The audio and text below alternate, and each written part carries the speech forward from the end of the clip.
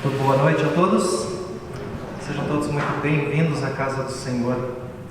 É um grande privilégio que Deus nos dá, podermos pertencer ao seu povo e podermos juntos celebrar culto a Ele. Que nós possamos estar com um coração desejoso de fato, celebrar esse culto ao Senhor, que o Senhor Deus nos capacite com seu Santo Espírito e fale aos nossos corações a sua palavra, preparada para nós também nesta noite. Esse tempo todo seja um tempo de podermos experimentar a presença e o poder de Deus nas nossas vidas.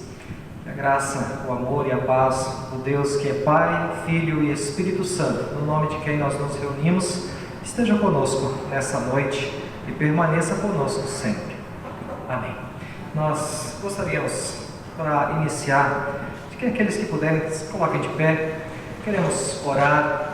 Em oração queremos também elevar as nossas vozes, nossos corações, a nossa vida à presença do Senhor, pedindo que Ele nos abençoe enquanto aqui nos reunimos em culto. Senhor nosso Deus, querido Pai amado, louvado seja o Teu santo nome. De geração em geração a Tua palavra diz que Tu és Deus e também Tu és hoje, Pai, e continua sendo Deus também sobre as nossas vidas. Na verdade, Tu és Deus sobre todas as coisas.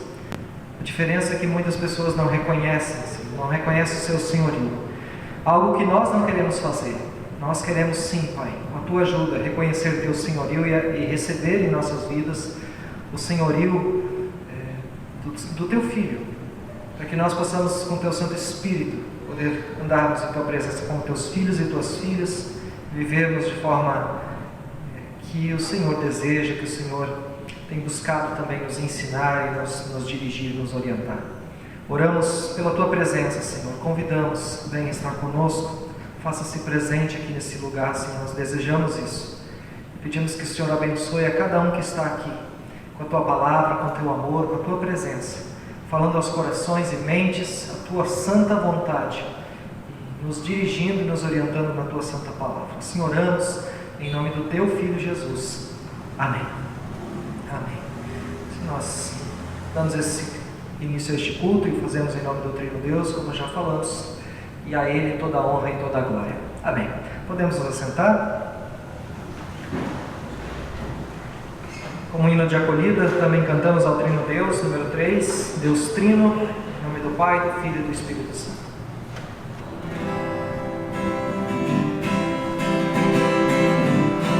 Em nome do Pai, em nome do Filho, em nome do Espírito Santo, estamos aqui. Em nome do Pai, em nome do Filho, em nome do Espírito Santo, estamos aqui para louvar e agradecer, bendizer e adorar. Estamos aqui, Senhor, a Teu dispor para louvar e agradecer, bendizer e adorar. Te aclamar, Deus Trino de amor, para louvar e agradecer, bendizer e adorar. Estamos aqui, Senhor, a Teu dispor para louvar e agradecer, bendizer e adorar. Te aclamar, Deus Trino de amor.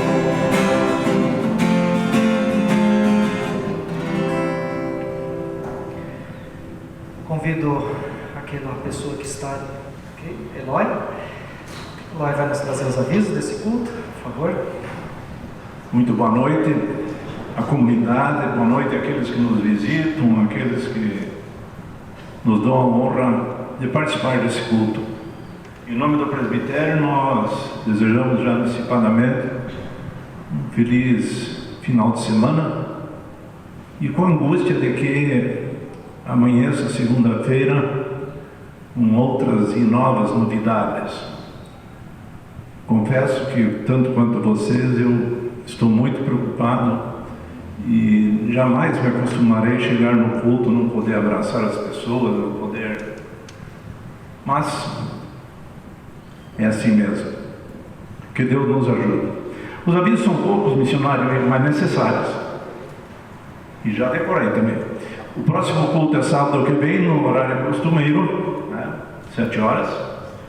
E a oferta deste culto de hoje destina-se à própria comunidade. Muito obrigado, uma boa noite. Muito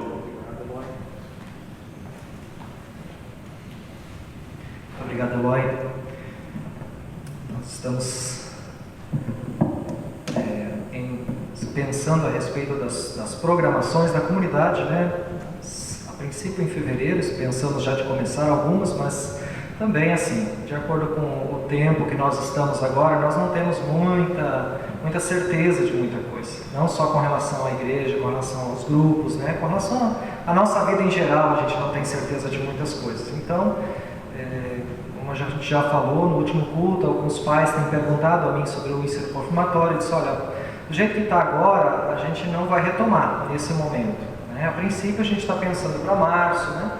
E os próximos grupos também, as próximas datas que a gente vai pensar para iniciar, a gente vai avisando e a gente vai decidindo de acordo também com o que a gente vai percebendo que o contexto vai permitindo também. Então, pela graça de Deus, estamos aqui reunidos e pela graça de Deus vamos continuar também a cada sábado aqui, né? Reunidos em culto. E as demais programações, de acordo com a graça de Deus, nós vamos retomando também. Então eu convido para nós continuarmos cantando e louvando o nome do Senhor. Hino 75, Água Cristalina.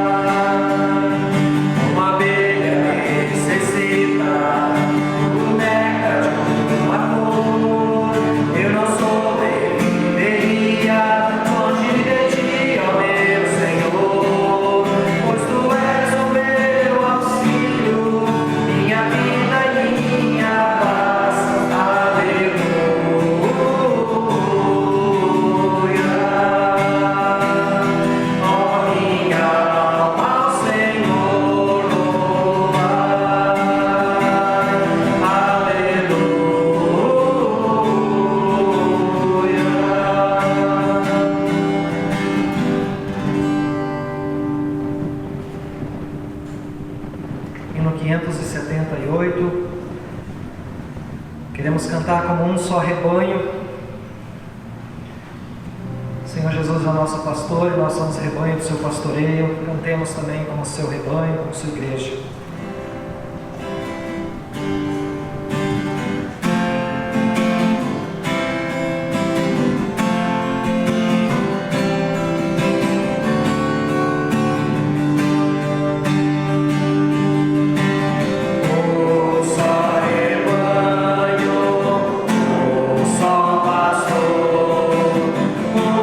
Uma só fé e um só Salvador.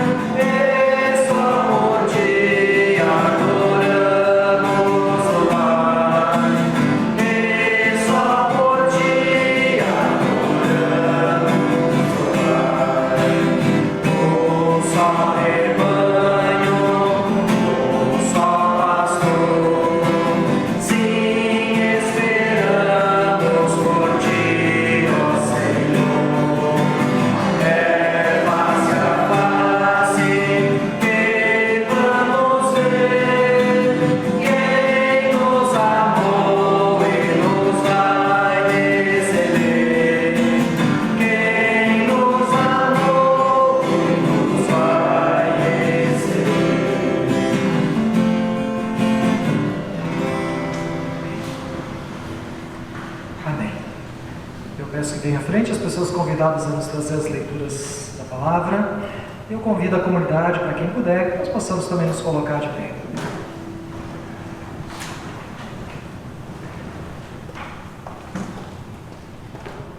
As próprias irmãs, então, podem anunciar os textos bíblicos, e quem tiver a sua Bíblia e quiser acompanhar, então pode procurar também na sua própria Bíblia.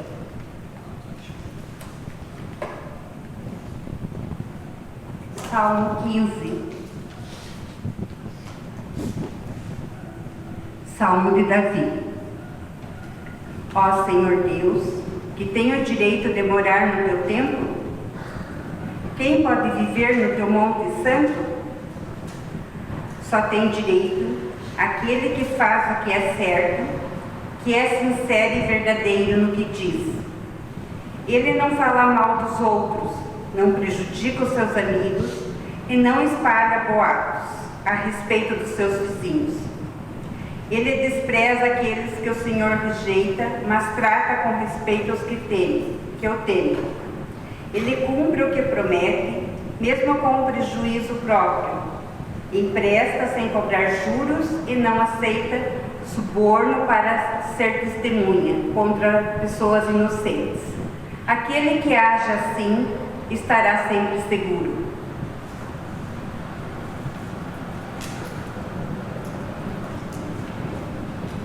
Como segunda leitura, encontra-se em 1 Coríntios, capítulo 10, 31 e até 11, 1.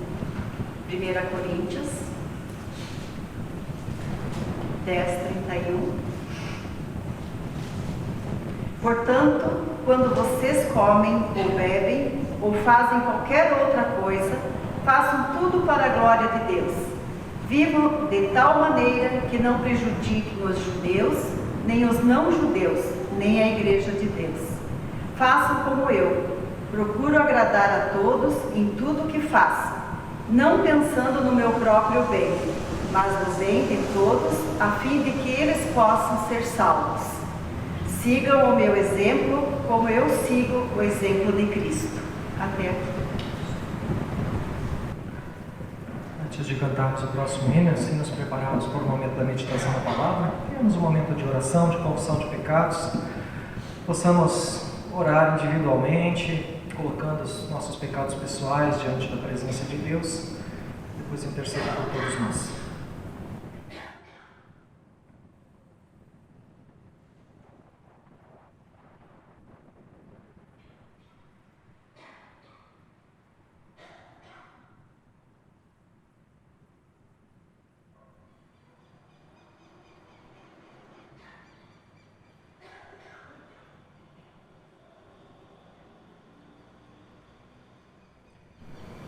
Senhor nosso Deus e nosso Pai, nós te somos gratos, ó Deus, que podemos chegar à Tua presença em confissão e arrependimento. É uma graça que o Senhor nos permite, nos possibilita através do Teu Filho Jesus.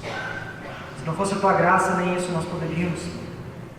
Por isso nós queremos, Senhor, por meio do Teu Filho, pelo livre acesso que Ele conquistou e abriu para nós, a Ti, trazemos, Senhor, nossa confissão, nosso arrependimento. Trazemos, Senhor, derramando os nossos pecados em Tua presença e pedimos a Deus, pela Tua graça e Teu amor, pedimos pelo Teu perdão, pedimos pela Tua renovação, pela Tua transformação em nossas vidas. Pedimos pelo agir do Teu Santo Espírito, Senhor, que nos renove sobre a face dessa terra, Senhor, e nos faça viver como filhos e filhas amados e amadas, transformados, cheios, Senhor, da Tua presença, cheios do Teu poder e do Teu amor, para vivermos uma vida que reflete, uma vida, Senhor, que traz testemunho, mudança naquele meio onde o Senhor nos coloca. Transforma a nossa vida, Senhor, através do Teu perdão, da Tua graça e misericórdia oferecidas em Cristo Jesus. E também abençoa as nossas vidas para que nós, Senhor, como os filhos e filhas perdoados que somos, possamos também levar, Senhor, o Teu testemunho, o anúncio do Teu amor, da Tua misericórdia a todos aqueles que ainda não Te conhecem de verdade. Assim, Senhor, nós oramos colocando tudo isso, Senhor, em Tuas mãos, por Cristo Jesus, Teu Filho amado, que por nós morreu na cruz. Amém. A graça do Senhor, que é Deus, Pai, Filho e Espírito Santo, nos é oferecida, o Seu perdão, a Sua misericórdia nos são dadas gratuitamente. A palavra diz que se nós nos arrependemos dos nossos pecados, e se nós cremos de todo o nosso coração, nós podemos ter a certeza que também o Senhor nos perdoa, nos acolhe, nos purifica, nos limpa e nos guia diante da Sua presença em justiça. Assim, que o Deus que é Pai, Filho e Espírito Santo te abençoe e te guarde, derramando sobre a sua vida seu perdão, a sua graça e misericórdia, te guiando assim todos os dias da tua vida. Amém. Podemos nos assentar. Convido para cantarmos o próximo hino, nos preparando para meditar na palavra do Senhor nessa noite. Fonte da celeste vida. Essa fonte da celeste vida, hino 617, é a própria palavra de Deus que nos é dada.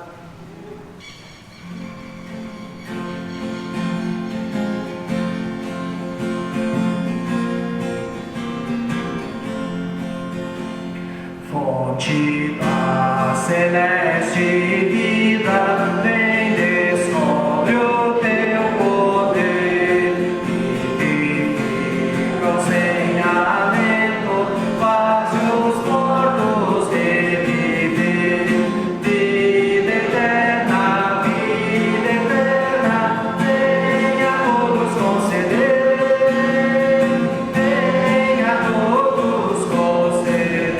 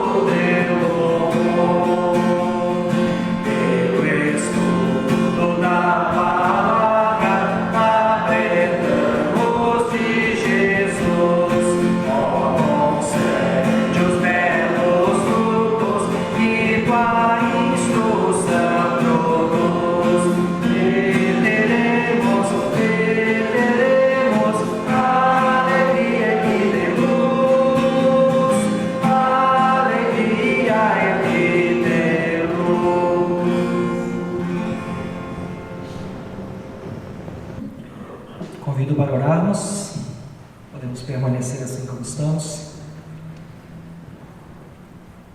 Senhor nosso Deus, a Tua palavra é fonte de vida, e assim como cantamos, nós queremos também nessa noite aprender de Jesus, aprender o que a Sua palavra nos diz, nos ensina, nos orienta. Teu Santo Espírito fale aos nossos corações e mentes, ó Deus, e assim nós, pela força da Tua graça e do Teu amor em nossas vidas, possamos sermos conduzidos por Ti, ó Pai. Que o Senhor derrube toda barreira, todos os empecilhos que em nós se encontram, que impedem que a Tua palavra se achegue a nós e fale ao nosso coração, nos levando, Senhor, à obediência plena da Tua vontade. Ajuda-nos, ó Pai.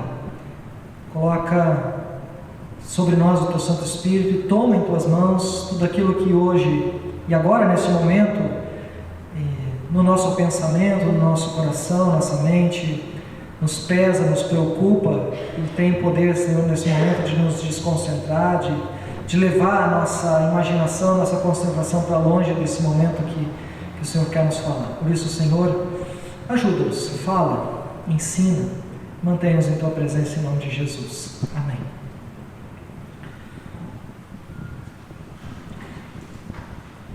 Uma das promessas preciosas que Jesus nos fez, nos deu, e todas as suas promessas são fiéis, e nenhuma das promessas de Deus deixou de cumprir em toda a história da eternidade. Por isso também essa promessa é uma promessa que nós podemos ter a certeza absoluta de que Ele tem cumprido e irá cumprir cada vez mais. É o que nós encontramos no Evangelho de João, capítulo 10, o versículo 10. Esse capítulo de João é aquele texto onde Jesus fala que Ele é o bom pastor. E no versículo 10, Ele diz que o ladrão vem somente para roubar, matar e destruir. Ele está se referindo à obra do maligno. O maligno, ele vem apenas para roubar, matar e destruir. E aí então ele diz qual é a sua obra. Ele diz, mas eu vim para que tenham vida, e a tenham em abundância. Tenham vida e vida em abundância. Essa é a promessa do Senhor Jesus.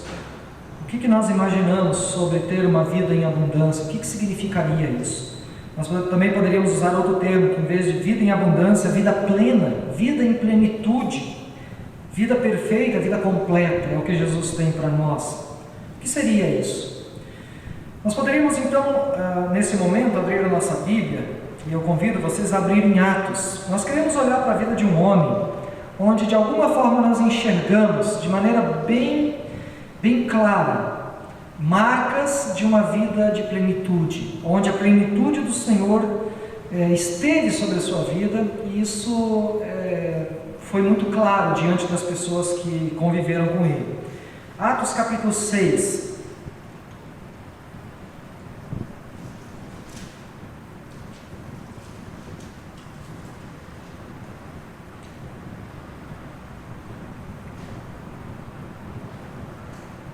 Atos capítulo 6, eu passo a ler. Nós não vamos ler todo o capítulo, nós vamos ler algumas partes.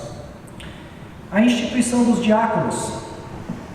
Ora, naqueles dias, multiplicando-se o número dos discípulos, houve murmuração dos helenistas contra os hebreus, porque as viúvas deles estavam sendo esquecidas na distribuição diária. Então os 12 convocaram a comunidade dos discípulos e disseram: não é razoável que nós abandonemos a palavra de Deus para servir às mesas. Mas, irmãos, escolhei dentre vós 7 homens de boa reputação, cheios do espírito e de sabedoria, aos quais encarregaremos deste serviço. E quanto a nós, nos consagraremos à oração e ao ministério da palavra. O parecer agradou a toda a comunidade e elegeram Estevão, homem cheio de fé e do Espírito Santo, Filipe, Prócoro, Nicanor, Timão, Pármenas e Nicolau, prosélyto de Antioquia. Apresentaram-nos perante os apóstolos e estes, orando, lhes impuseram as mãos. Crescia a palavra de Deus e em Jerusalém se multiplicava o número dos discípulos, também muitíssimos sacerdotes obedeciam à fé. Estevão, cheio de graça e poder, fazia prodígios e grandes sinais entre o povo. Levantaram-se, porém, alguns dos que eram da sinagoga chamada dos libertos, dos sireneus, dos alexandrinos e dos da Sicília e Ásia, e discutiam com Estevão, e não podiam resistir à sabedoria e ao espírito pelo qual ele falava. Então subornaram homens que dissessem: temos ouvido deste homem, este homem proferir blasfêmias contra Moisés e contra Deus. Sublevaram o povo, os anciãos e os escribas, e investindo o arrebataram, levando ao sinédrio. Apresentaram testemunhas falsas que depuseram: este homem não cessa de falar contra o lugar santo e contra a lei. Porque o temos ouvido dizer que esse Jesus, o Nazareno, destruirá esse lugar e mudará os costumes que Moisés nos deu. Todos os que estavam assentados no sinédrio, fitando os olhos em Estevão, viram o seu rosto como se fosse o rosto de um anjo. A partir do capítulo 7, nós vamos ouvir a defesa de Estevão diante do sinédrio, e essa defesa que ele faz, na verdade, é uma das pregações mais excepcionais do Evangelho que nós temos descritas. Na verdade, é a pregação que tem mais referências, por exemplo, ao Antigo Testamento, porque é a Bíblia que eles tinham. É a pregação que nós temos escrita como testemunho que mais referências faz à palavra do Senhor no Antigo Testamento.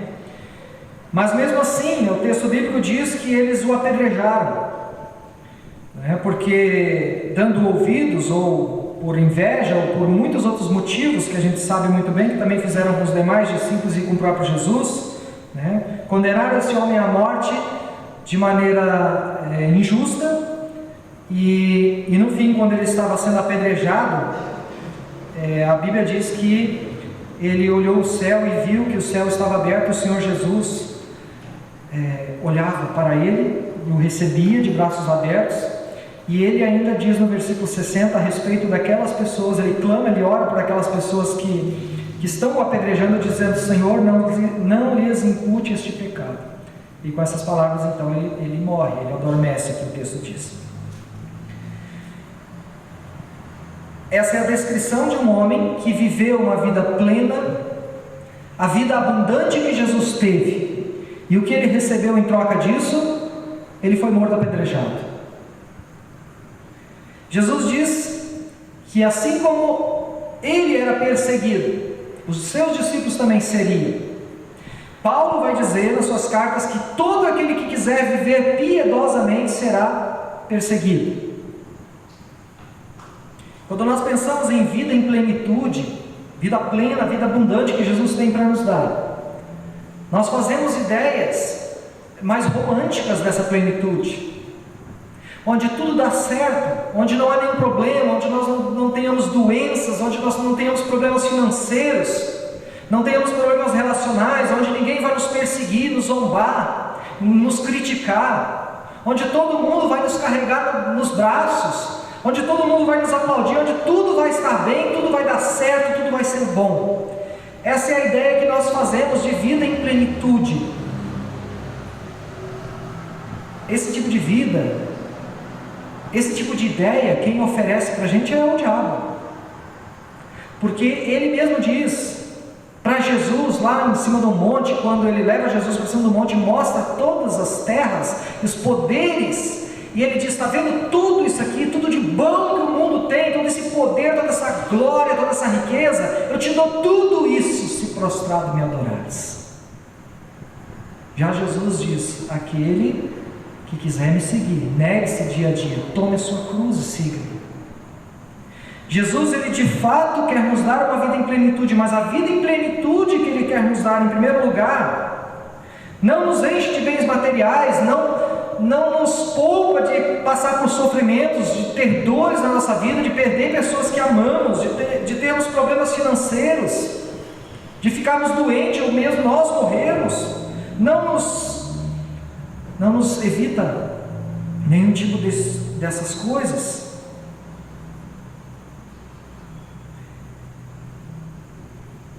Vida em plenitude, a partir de Estevão, é uma vida que se destaca de várias formas, mas que só fez com que ele fosse perseguido, com que ele fosse injustamente condenado e morto, assim como fizeram com Jesus, assim como fizeram com todos os apóstolos, com todos os discípulos, assim como tem acontecido pelo mundo afora. Estevão foi um homem que viveu em plenitude, e por isso ele serve para nós como exemplo, assim como Paulo diz, exemplo não no sentido de que ele era perfeito e nós precisamos imitar a ele como ser humano, não. Paulo vai dizer, 1 Coríntios 11:1, sejam meus imitadores como eu sou de Cristo. Se eu não imitasse a Cristo, vocês não deveriam me imitar, mas eu busco imitar a Cristo, então imitem em mim aquilo que vocês venham imitando a Cristo. Estevão não diz essas palavras, mas ele serve para nós como um modelo a ser seguido, a ser imitado, a partir de como ele também imita a Cristo.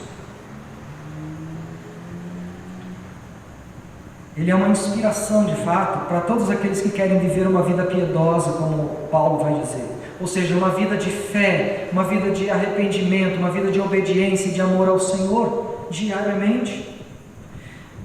Tem várias questões que se destacam na vida de Estevão e que nos são ensinamentos do Senhor na sua história, e que mostram como ele de fato vivia uma vida plena e viveu uma vida plena, uma vida abundante espiritualmente. E a primeira questão é que ele era um homem cheio do Espírito Santo. Isso é claríssimo Porque no texto que é falado aqui, o texto diz que eles deveriam escolher homens que eram cheios do Espírito Santo. O versículo 3 já diz isso: mas irmãos, escolhei entre vós homens cheios do Espírito Santo. E quando o versículo 5 é colocado, diz: o parecer agradou a toda a comunidade e elegeram Estevão, homem cheio de fé e do Espírito Santo.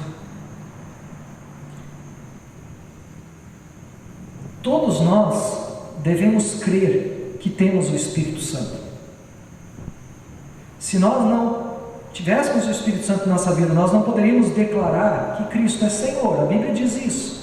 Ninguém, a não ser pelo Espírito de Deus, pode dizer que Cristo é Senhor, verdadeiramente. Se você verdadeiramente declara que Cristo é Senhor, você faz isso por obra do Espírito Santo. Você é a igreja do Senhor por causa do Espírito Santo. O Espírito Santo é quem conduz, é quem mantém viva a sua igreja. Eu e você somos parte da igreja do Senhor, porque é obra do Espírito Santo também nas nossas vidas. Assim também Estevão era um homem que tinha o Espírito Santo, mas a Bíblia diz que ele não só tinha o Espírito Santo, não só que o Espírito Santo estava com ele e o abençoava, mas que ele era cheio do Espírito Santo. Como Paulo vai dizer que também nós devemos nos encher do Espírito Santo. Ou seja, nós podemos viver uma vida cristã onde, como um carro que anda na reserva, nós como cristãos, nós também podemos estar sempre na reserva espiritual, não necessariamente estarmos cheios do Espírito Santo, mas se nós entendemos que o que Cristo tem para nós é uma vida e vida em abundância, Ele também tem abundância do Espírito Santo para derramar nas nossas vidas. Quando Jesus fala sobre oração e sobre as dádivas que nós podemos dar uns aos outros e o que o Pai nos dá, Ele diz: vocês, mesmo sendo maus, sabem dar boas coisas aos seus filhos, muito mais o Pai dará o Espírito Santo a quem lhe pedir. Estevão era um homem cheio do Espírito Santo. Ele não só tinha uma fé racional, que cria da presença do Espírito Santo, ou que volta e meia dizia: Senhor, me ajuda, mas era um homem que vivia plenitude. Ele era cheio do Espírito Santo. E a igreja hoje precisa de homens e mulheres cheios do Espírito Santo. O mundo que não conhece a Deus e o rejeita, no fundo grita e clama por enxergar na igreja algo de fato verdadeiro e real, um modelo a ser seguido. Como os teólogos antigos já diziam, que o cristão é a Bíblia que o mundo lê. Você é uma árvore frutífera, e o seu fruto é mais alto do que os frutos que o mundo produz. Você já foi criança, né? Talvez hoje você ainda faça, mas quando criança, como é que a gente colhia frutos naquelas árvores bem altas que a gente não alcançava? Jogava pedra, pegava umas varas, né? E batia. O mundo que está ao seu redor hoje, talvez atirando pedra e te batendo, seja lá com que tipo de pau for, talvez esteja com isso clamando, porque ele vê em você um testemunho de quem deveria ser cheio do Espírito Santo, para produzir muitos frutos, para que em cada uma dessas pedradas que você recebe, muitos frutos caiam, e o mundo possa se alimentar dele, e possa descobrir a doçura do Espírito Santo, através daquilo que você produz, em resposta àquilo que o mundo te faz. Mas quais são as respostas que nós damos quando o mundo nos persegue, quando o mundo nos bate, quando aqueles que estão ao nosso lado nos machucam? A Bíblia fala que a boca fala do que o coração está cheio. De dentro vem aquilo que realmente nós somos e o que nós de fato vivemos. E na maioria das vezes o que nós expressamos quando nós somos, por assim dizer, acuados num canto, e agora nós temos que entregar um fruto na barra, a pedrada vai vir. O que que nós produzimos, o que nós mostramos, qual é o nosso testemunho. Uma vida cheia do Espírito Santo, ou o que sai de nós é mágoa, rancor, orgulho, vaidade, em palavras, em atitudes e pensamentos.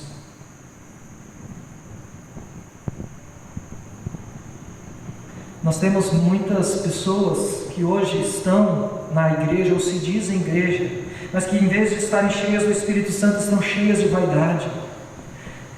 Em vez de estar cheias do Espírito Santo, são cheias de orgulho, são cheias de si mesmo, mas vazias do Espírito Santo. Não estamos dizendo que essas pessoas não creem, elas creem sim, mas elas estão na reserva espiritual. Por isso elas não podem produzir os frutos que o Espírito Santo poderia produzir na vida delas, porque ele está quase apagando. Nós achamos que uma igreja próspera e produtiva é uma igreja cheia de pessoas onde a vida vai tudo bem, onde existem muitas pessoas cultas, cheias de cultura, pessoas poderosas, pessoas que têm toda uma capacidade humana. Não é assim. Porque se nós lembrarmos dos apóstolos, e isso era um escândalo para os fariseus daquela época, aqueles homens, a maioria deles eram homens iletrados, homens que mal sabiam ler e escrever. No entanto, pelo poder do Espírito Santo, aqueles homens colocaram aquele mundo deles de cabeça para baixo e foram perseguidos, mas tiveram frutos a oferecer, porque eram cheios do Espírito Santo. Nós como igreja hoje também poderíamos, por assim dizer, colocar o nosso mundo de cabeça para baixo.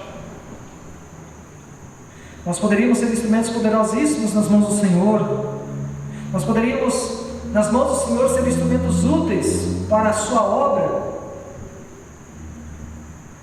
Mas talvez não sejamos, porque em vez de estarmos cheios do Espírito, estamos cheios de nós mesmos, cheios de tudo aquilo que é nosso, humano. Por isso nós devemos olhar para a vida desse homem, Estevão, homem cheio do Espírito Santo. Olhar para a vida de Paulo, que era um homem cheio do Espírito Santo. Imitá-los, porque eles imitaram Cristo. No versículo 3,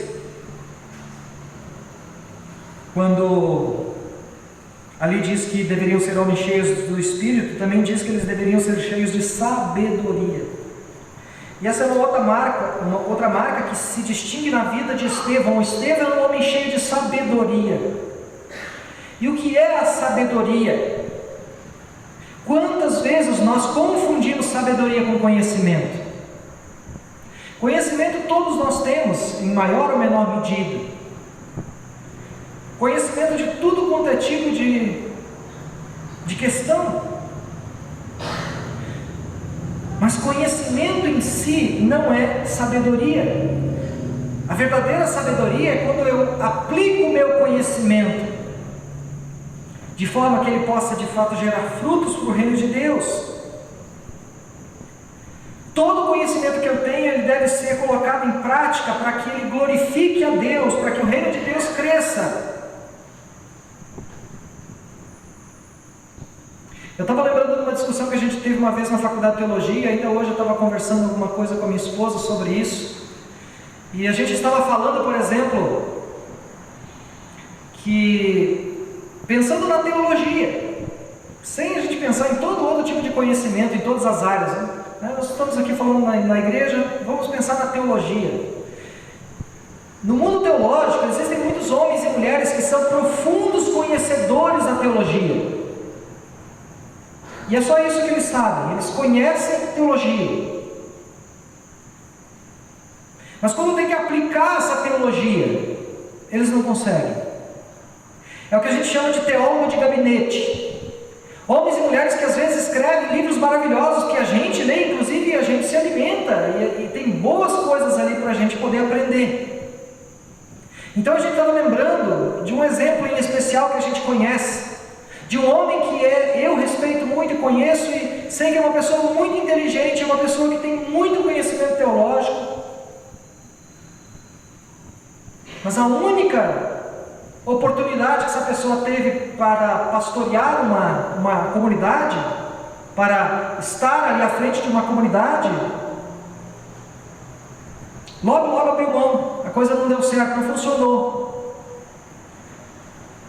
Porque uma coisa é você ter a sua cabeça cheia de ideias, cheia de planos e projetos, estratégias, e a gente precisa de fato planejar, ter estratégias, tudo isso é necessário, mas uma coisa é você achar que a igreja ou as pessoas são objetos ou peças que a gente pode colocar num tabuleiro e brincar com elas, e mexer e colocar para lá e para cá do jeito que a gente acha e pensa na nossa razão.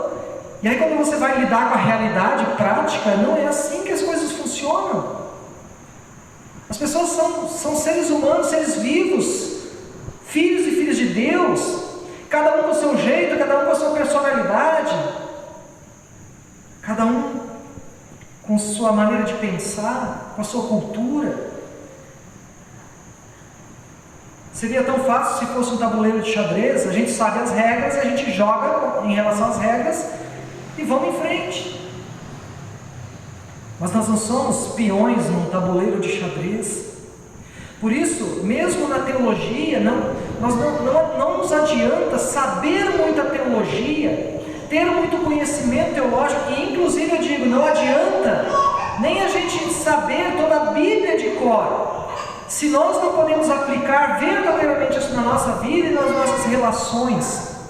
Se todo conhecimento bíblico até que eu tenho não se transforma em vida prática de amor e misericórdia e graça, se não me faz imitar aqueles a quem essa palavra dá testemunho.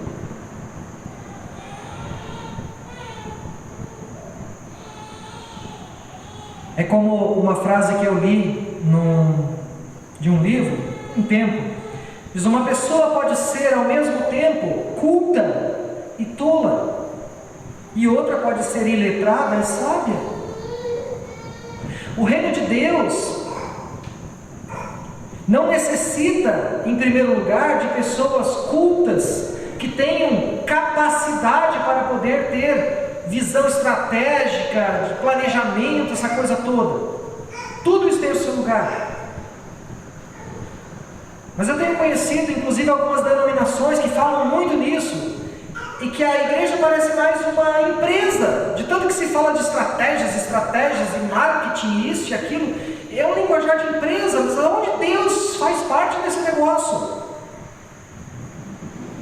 O que eu estou querendo dizer é que, desde que todo o nosso conhecimento, a nossa inteligência, as capacidades que Deus tem dado, sejam colocadas nas mãos do Senhor, e todo o nosso conhecimento possa ser empregado de fato na vida diária da caminhada cristã, então isso verdadeiramente é sabedoria.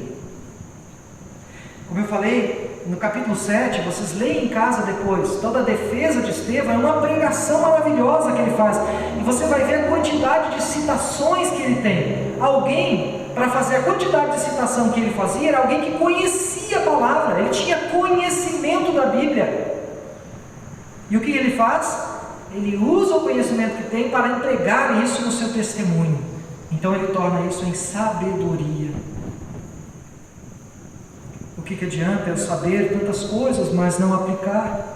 É como eu li num livro de um autor que eu gosto muito, que é o C.S. Lewis. Ele fala, por exemplo, a respeito do perdão. Ele diz: a maioria das pessoas sabe ou conhece o perdão como uma ideia muito boa, até que tenha que praticar. Aí ela já não parece mais tão boa. Saber coisas a respeito de Deus não me faz ser sábio, mas quando o Espírito Santo enche a minha vida, Ele usa o conhecimento que Ele tem me dado para transformar em instrumentos práticos, em vida prática, de amor, de misericórdia e graça, no convívio diário com os irmãos e as irmãs, para que eu seja uma bênção. E aí eu poderia perguntar: mas como eu posso obter essa sabedoria que também Estevão tinha?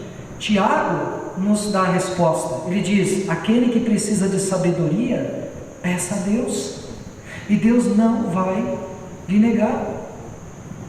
Não é uma sabedoria apenas de você saber fazer as coisas, de colocar em prática questões que você aprendeu, mas é a sabedoria de saber viver a sua vida cristã de tal forma que você vai ser frutífero, vai abençoar a vida daquelas pessoas que estão à sua volta, assim como também Estevão abençoou a vida daquelas pessoas que estavam à sua volta.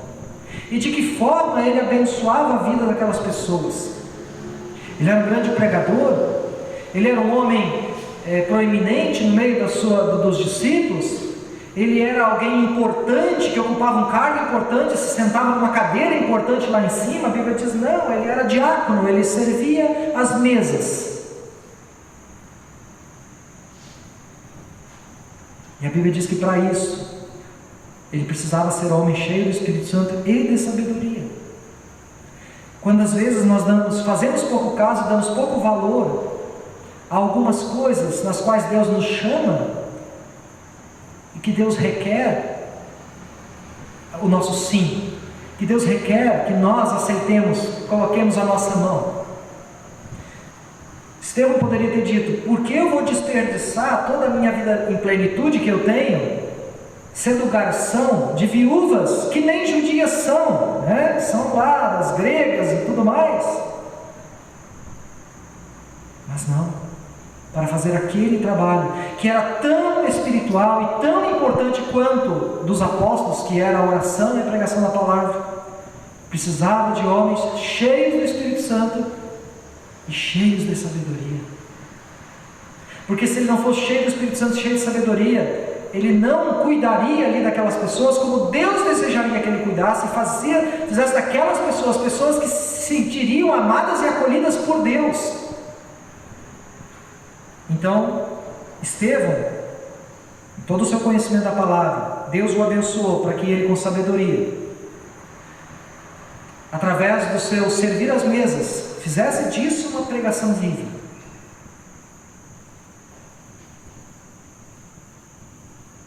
Tem muita coisa na igreja que precisa da minha e da tua ajuda. Não é só um cargo no presbitério, não é só ser o presidente da comunidade, não é só ser uma pessoa que tem que vir aqui na frente, né? Ou tem que ir em alguma reunião do sínodo, uma representação. Tudo isso é importante. Mas quantas e quantas pessoas que fazem coisa na nossa, vamos dizer assim, na nossa comunidade no dia a dia, que a gente não percebe, mas são profundamente importantes. Alguém passou essa semana aqui e limpou esse templo. Ele está bonito, está brilhando o chão, porque alguém veio fazer isso. É uma tarefa extremamente importante. Só um exemplo. Mas a palavra diz mais. No versículo 5, diz lá, Estevão, homem cheio de fé e do Espírito Santo. Além dele ser cheio do Espírito Santo e cheio de sabedoria, ele também era um homem cheio de fé. Significa que Estevão era um homem que confiava plenamente em Deus. Ele não andava apoiado na sua lógica, no seu conhecimento, na sua sabedoria, mas na direção de Deus. Ou seja, ele andava por fé. Assim como diz Romanos 1,17, que cita Malaquias, palavra que mudou a vida de Lutero e que, né, na sequência muda a nossa vida. Somos frutos da reforma. O justo viverá por fé. Os olhos de Estevão estavam fitos no Senhor, e nós podemos comprovar isso da maneira como ele morre, porque quando ele morre, apedrejado, ele olha para o céu, e ele vê o céu aberto, o Senhor o recebendo de braços abertos. É só uma expressão última de que esse homem viveu uma vida toda sempre olhando para o céu, nesse sentido. Não que ele se esquecia de olhar ao seu redor, ao contrário. O que prova que ele sempre estava com os olhos nos céus é que ele tinha olhos para aquilo que estava acontecendo à sua volta. O cristão que enxerga e que vive uma vida prática de fé cristã, que se envolve em todas as demandas que Deus o chama no dia a dia, e por causa da misericórdia e do amor com que tem sido amado, também pratica esse amor, né, para com aqueles que estão à sua volta, tem demonstrado de fato que os seus olhos estão no Senhor. Porque quando nós não temos os nossos olhos levantados e fixos no Senhor e só olhamos à nossa volta, nós acabamos só olhando para nós mesmos. Acabamos murmurando, acabamos reclamando, acabamos sofrendo, de certo sentido, assim, de que por que eu tenho que fazer isso? Por que isso é responsabilidade minha? Por que eu é que tenho que dar conta disso? Tem tantas outras pessoas aqui. Por que essas pessoas vêm a mim? Procurem outro. Por que eu? Mas quando os meus olhos estão fixos no Senhor, eu entendo que o Senhor é quem tem me chamado. Assim como quando Isaías tem uma visão do Senhor no templo, e Deus diz para ele: a quem enviarei, quem há de ir por nós? Ele vê Deus, e Deus manda ele enxergar os outros. Estevão era um homem que não desanimava diante das situações difíceis que a vida lhe impunha. Ele sabia que ele seria perseguido. Se ele colocasse de fato a sua vida nas mãos de Deus e vivesse plenitude de propósito em servir ao Senhor, ele sabia que o Sinédrio o perseguiria, que ele em algum momento seria perseguido, que talvez ele seria preso e poderia até ser morto. Ele sabia disso, mas ele não desistia. Ele continuou, ele andou em frente porque ele andava em fé. Ele preferiu ser morto, mas não infiel. A fé dele levou ele à morte. Ele não se deixou ser engolido pelas ondas, do ódio humano que berrava contra os discípulos, contra os apóstolos. Ele não foi engolido por essas ondas. Os olhos dele não estavam fixados nas pedras que jogaram nele. A fé dele olha para cima e não para baixo. A fé dele não olha para a ameaça. A fé dele olha para a recompensa que o aguarda. Estevão era um homem cheio de fé. Plenamente cheio de fé. Assim como a igreja do Senhor hoje precisa de homens e mulheres cheios de fé, mas cheios de tal forma, que se comprometam de tal forma, que morram pelo seu Senhor. Mas o que nós temos visto é a igreja do Senhor desanimar na primeira dificuldade. É a primeira dor e sofrimento que aparece, a primeira dificuldade, a primeira perseguição, o primeiro zombamento, a primeira coisa que dizem ao meu respeito, eu já desanimo. Precisamos ser cheios de fé como Estevão foi, para não desanimarmos da obra do Senhor. Mas tem mais coisa. No versículo 8 diz que ele era cheio de graça. Estevão cheio de graça. Depois diz outra palavra que a gente vai analisar em seguida. Não era um homem cheio de graça, ou seja, colocava um nariz vermelho e saía contando piada, né? Não era um engraçadinho. Era um homem cheio da graça, um G maiúsculo. A graça de Deus abundava e de sobremodo, ela derramava. A graça de Deus derramava na vida daquele homem, sobre a vida das pessoas que andavam ao seu lado. A graça de Deus fez com que aquele homem não se tornasse uma pessoa amarga, que vivia reclamando e murmurando das perseguições que sofria. É claro que tem situações e situações, mas quantos de nós hoje vivem na murmuração? Sabe por que a gente murmura? Porque tem nos faltado graça. Nós não temos estado cheios da graça de Deus. Nos falta a doçura do Espírito Santo diante das perseguições que temos sofrido. Aquele homem servia a Deus com ternura, com o coração cheio do Espírito Santo. Ele cuidava dos pobres e fazia isso com carinho. Por quê? Porque ele era um homem cheio de graça. A vida dele era uma vida cativante. Você olhava para a vida dele e isso cativava quem olhava. puxa vida, eu quero ser igual o Estevão. Eu lembro, talvez eu já contei isso para vocês, eu lembro que na faculdade de teologia tinha um professor nosso, e acho que eu lembro que era um dos únicos professores assim que não eram pastores, não eram teólogos formados, era um leigo, mas que ministrava para nós, e não por isso também, mas no caso dele era assim. A vida com Deus que esse homem levava, para mim, ela era tão inspiradora, que muitas vezes eu disse, puxa, eu quero ser igual a ele. Como eu gostaria de ser igual a esse homem. A maneira como ele fala de Deus, a maneira como ele reflete na palavra de Deus, a maneira como ele ora, a maneira como ele se comporta, porque uma coisa talvez era eu ouvir uma semana ele falando lá, dando aula para mim, mas como eu fui 3 anos e meio secretário da Comunidade do Redentor, da Igreja Luterana do Centro de Curitiba, esse homem era membro lá. E eu vi esse homem lidando, e eu vi esse homem agindo nos bastidores, e eu pude ver que a sua prática, ela era totalmente coerente com a sua pregação. E aí mais eu dizia, eu quero ser igual a ele.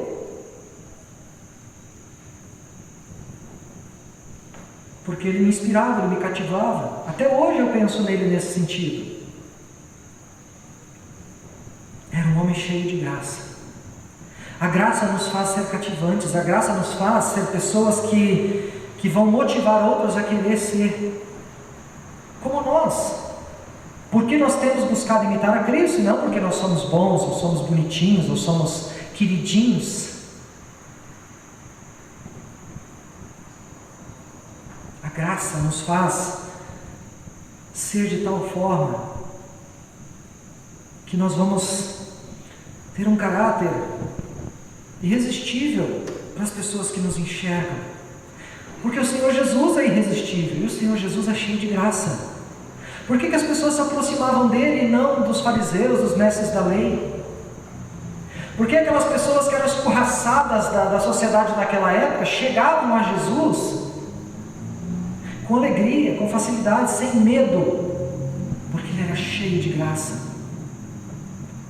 Aonde uma prostituta, um publicano, aonde um leproso, aonde uma pessoa que naquele tempo era chamada assim de pecador, poderia entrar no templo, poderia entrar nos santos lugares, não podia. Mas essas pessoas se aproximavam de Jesus. E Jesus não apenas deixava que elas se aproximassem dele. Além disso, de se aproximarem dele, Jesus as abraçava, Jesus as tocava, Jesus as acolhia. Por quê? Porque ele é cheio de graça. Quanto mais nós formos uma igreja cheia da graça, mais acolhedores nós seremos, mais inspiradores nós seremos, mais as pessoas vão olhar para o nosso convívio como igreja e vão dizer, eu quero fazer parte desse povo, porque eles têm alguma coisa muito especial que nos cativa.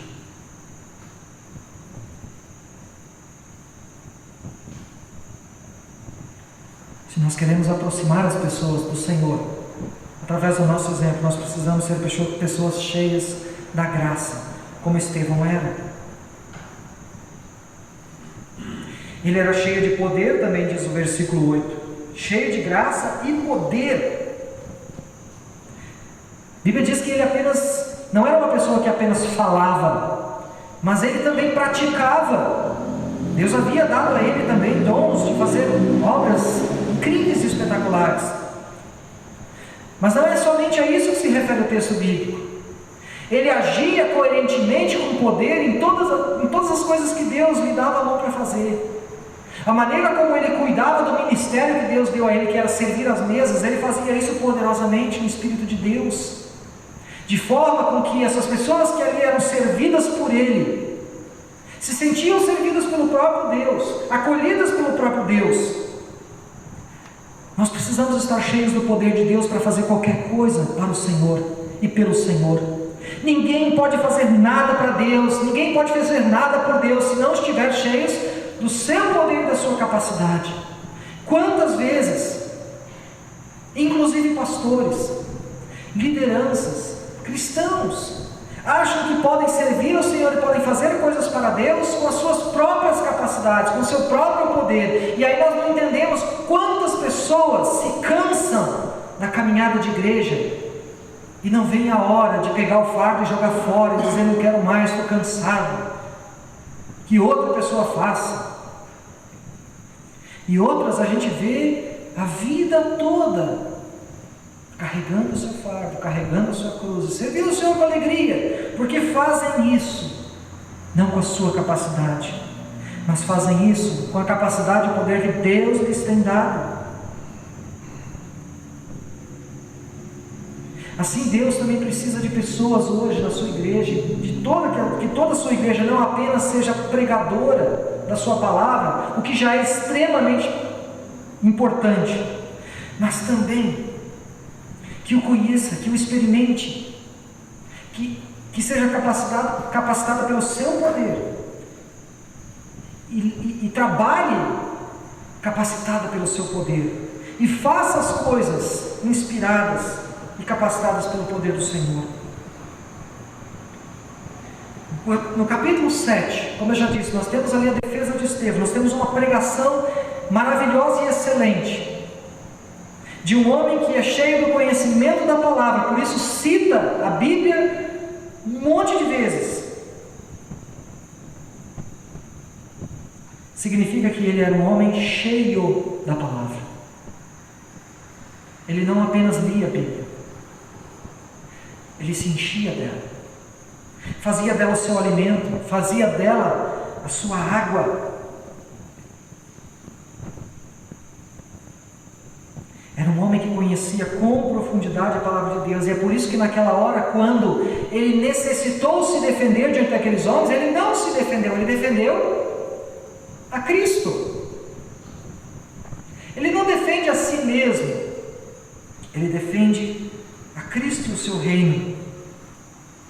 Uma igreja cheia da palavra de Deus não pensa em si, não se defende a si, defende a Cristo, defende a causa de Cristo, defende o reino de Cristo.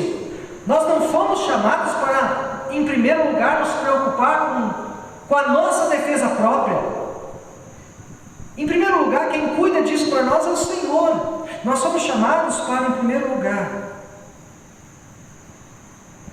buscar o reino de Deus e a sua justiça, e defender o reino de Deus e a sua justiça, e essas outras coisas que nós necessitamos, inclusive a nossa própria segurança, o Senhor irá nos acrescentar, porque Ele sabe que nós necessitamos. Homem cheio da palavra. Para sermos homens e mulheres cheios da palavra, nós precisamos ler a Bíblia. Não tem como ser cheio da palavra se nós não enchermos a nossa vida da palavra. Nós nunca poderemos ser cheios da palavra se nós não temos tempo para parar, para meditar, para ter contato com a palavra do Senhor escrita. Quantas vezes o diabo tem enganado a mim e a você dizendo que nós não temos tempo, nós estamos cansados, sobrecarregados. Você está cansado e sobrecarregado, você não tem tempo para a palavra de Deus, descanse. Jesus diz: você está cansado e sobrecarregado, então venha a mim que eu vou te aliviar. Nós precisamos de novo agora ouvir o que Jesus tem a dizer e não o que o inimigo tem a dizer, porque a intenção do inimigo é nos deixar pessoas cada vez mais pobres espiritualmente, pessoas pobres no conhecimento da Bíblia. Nós vivemos uma época onde jamais se produziu e se vendeu tantas Bíblias. Saiu uma pesquisa uma vez que diz que, por exemplo, lá nos Estados Unidos, eu não sei como é que é esse número lá aqui no Brasil, mas achei interessante assim, que lá nos Estados Unidos, por exemplo, estima-se que cada família tenha pelo menos um número de 7 Bíblias por família.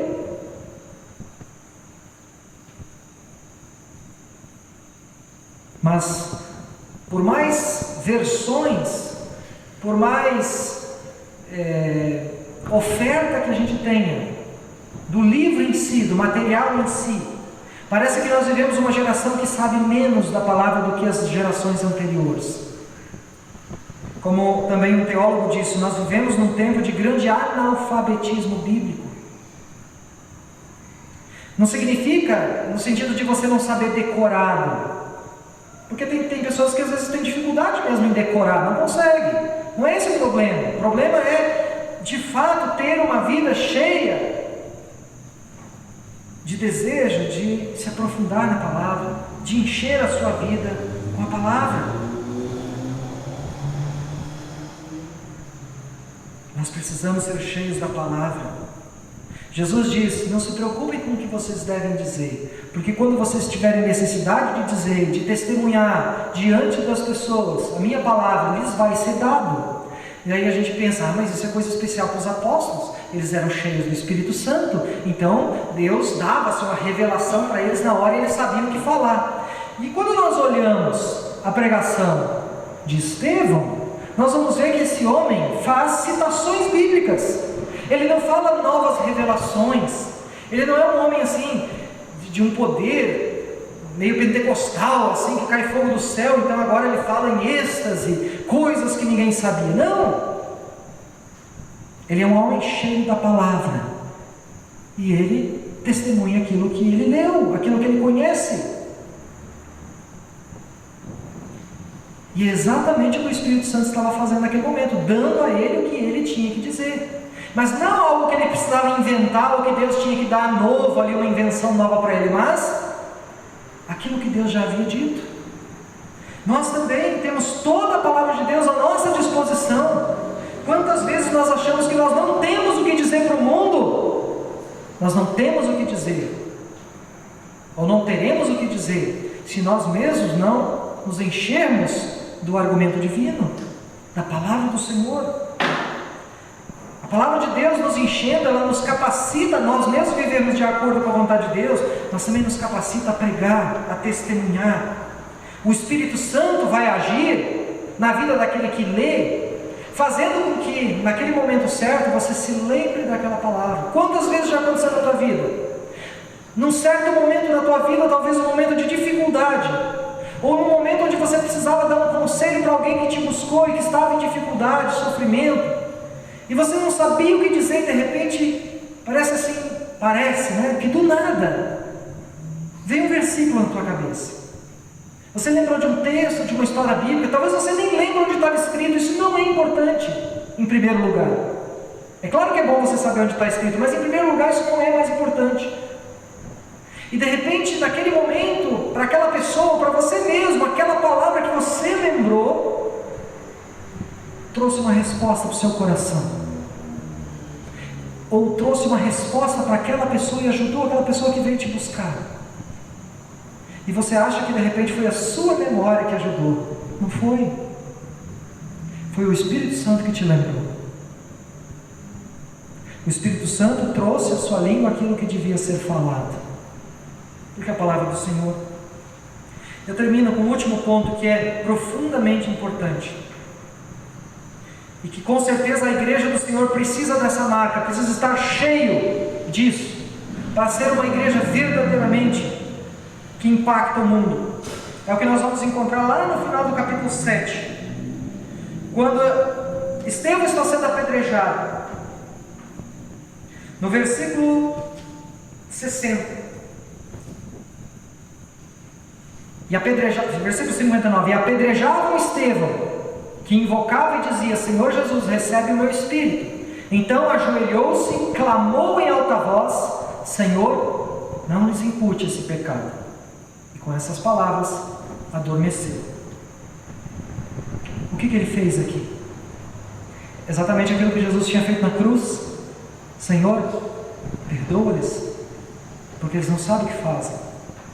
Senhor, não lhes impute esse pecado. Eles não sabem o que eles estão fazendo. Eles não sabem que eles estão tentando destruir o teu reino com pedras, com ódio.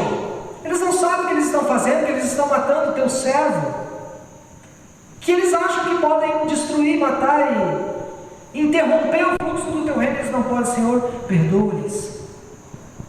Mas quando ele diz perdoa-lhes, ele está olhando para o Senhor, mas ele está simplesmente pedindo que Deus lhes perdoe. Quando aqui ele está pedindo que Deus perdoe essas pessoas, ao mesmo tempo, quem está perdoando é Ele. Porque quem está sofrendo o apedrejamento é Ele.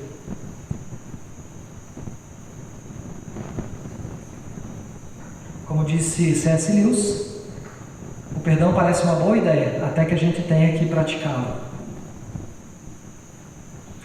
se nós como igreja fôssemos cheios do perdão. Tenho certeza que esses bancos, talvez não com a situação que nós estamos hoje no sentido da pandemia, isso é um fator à parte, mas eu tenho certeza absoluta que as nossas igrejas, não estou me referindo simplesmente a essa, mas também entra no pacote, porque vocês que convivem nessa igreja há mais de 50 anos sabem das histórias. Se nós fôssemos cada vez mais cheios do perdão do Senhor nas nossas vidas, os bancos das nossas igrejas também estariam mais cheios.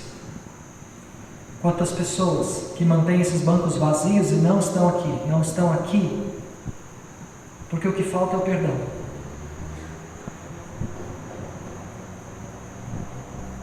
Estevão era um homem cheio do perdão, e isso fazia com que ele vivesse a plenitude de Deus. Você quer uma vida cheia da plenitude do que Cristo tem para dar para você? Jesus diz que tem uma vida e vida em abundância para te dar. Se você quiser essa vida do Senhor Jesus, saiba que Ele vai querer encher a sua vida de plenitude e de perdão. Para que Cristo tivesse que nos perdoar, Ele teve que morrer na cruz.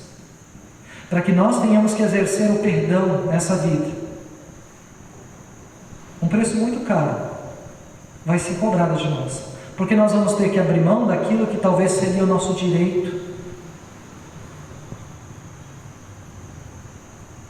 E a maioria de nós não está pronta a abrir mão dos nossos direitos.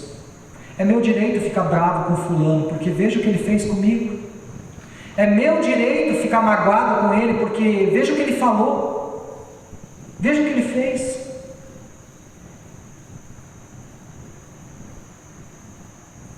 Como é que nós vamos poder dizer isso para Estevão?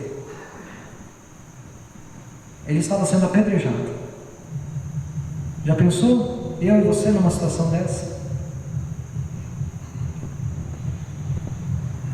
Amados, se eu e você queremos, e nós devemos querer uma vida plena, abundante no Senhor,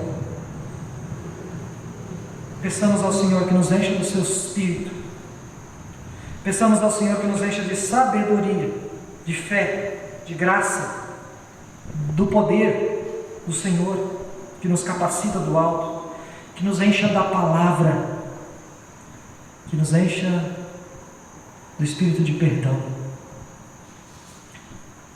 Nós poderíamos dizer muitas outras coisas, mas são essas coisas que nós enxergamos na vida de Estevão e que nós precisamos imitar, e que nós precisamos pedir ao Senhor que também faça na nossa vida, nos capacite a termos uma vida assim, cheias, plenas. Jesus disse, Ele prometeu: eu vim para que tenham vida e tenham em abundância. A vida abundante de Estevão levou ele a experimentar tudo o que ele experimentou. Você estaria disposto a negar-se a si mesmo, a tomar a cruz e a dizer para o Senhor Jesus: Senhor Jesus, eu também desejo essa vida plena. Essa vida plena que com certeza vai me colocar em um fluxo contrário ao mundo. Essa vida plena que vai me fazer, com certeza, não ser tão bem visto pela sociedade. Que com certeza vai me levar a ser talvez até perseguido. Mas eu estou disposto a ter esta vida plena, para ser um instrumento útil e frutífero no reino, e não ser mais um cristão que anda na reserva, que também vai ser salvo, também vai estar na eternidade, mas que vive uma vida muito aquém nesse mundo, e poderia experimentar e ser muito mais nas mãos de Deus do que está sendo. A igreja do Senhor pode ser mais, ela pode fazer mais. Deus tem mais para nós em Cristo Jesus, se nós quisermos de fato sermos cheios de tudo aquilo que Ele tem para nos encher, não daquilo que nós desejamos.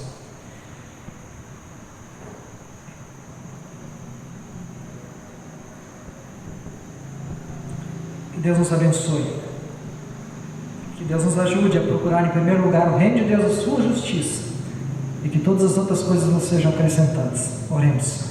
Querido Deus, amado Pai, louvado seja o Teu santo nome. Obrigado, Pai, porque O Senhor tem uma vida plena e abundante para nos oferecer. E é claro, Senhor, que se for do Teu agrado, que também, Senhor, essa vida plena representa também bênçãos sem medida nessa vida, que também representam, Senhor, coisas que vão nos trazer satisfação, alegria, bons tempos, boas colheitas, bons retornos dos nossos sonhos e planos. Mas talvez, Senhor, a vida plena que o Senhor tem para nos dar seja uma vida que vai nos trazer consequências difíceis, aparentemente olhando para esse mundo, que vai nos fazer talvez sermos perseguidos, sofrermos por causa do Teu nome.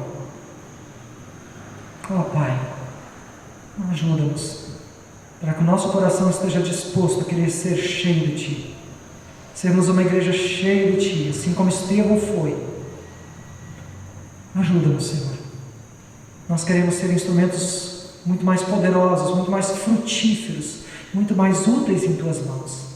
Nós queremos ser Tua igreja nesse mundo que realmente impacta o mundo onde está inserido. Mas para isso, Senhor, nós precisamos estar mais cheios de Ti.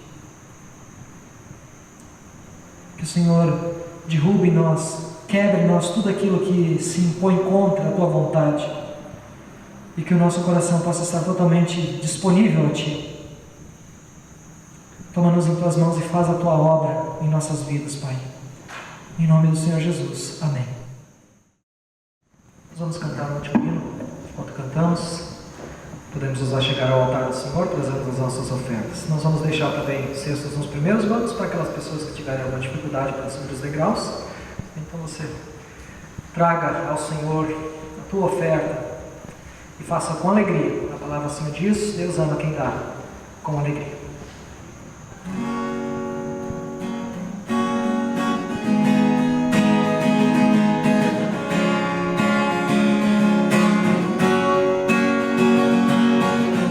Os que confiam no Senhor são como o monte de Sião. Os que confiam no Senhor são como o monte de Sião. Eles para sempre permanecem, eles para sempre no Senhor, eles para sempre no Evangelho, eles para sempre no amor. Os que confiam no Senhor, os que confiam no Senhor, os que esperam no Senhor, suas forças hão de renovar. Os que esperam no Senhor, suas forças hão de renovar. Sobem como águias para os montes, correm mesmo sem se fatigar, engajados pelo Evangelho, querem suas vidas governar. Os que esperam no Senhor, os que esperam no Senhor.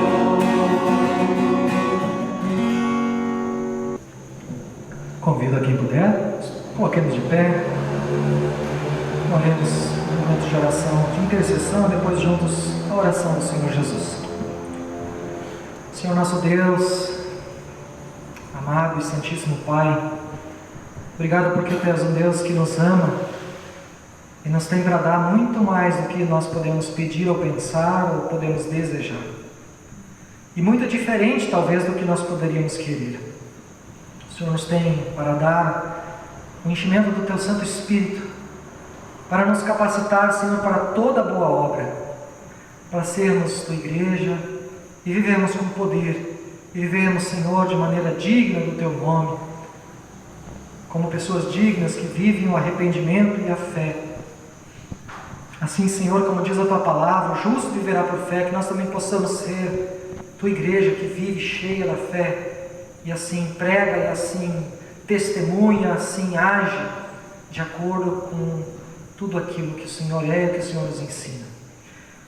Intercedemos, Senhor, por cada membro da Tua igreja, por cada um de nós, Senhor, pedindo que o Senhor derrame sobre nós a vida plena e abundante de Cristo Jesus, para a Tua honra e glória, para o bem do Teu reino neste mundo, o qual, Senhor, nós fazemos parte, do qual nós também acabamos sendo abençoados. Ó Pai, fortalece-nos e ajuda-nos a viver para o Teu propósito. Toma as nossas vidas em Tuas mãos.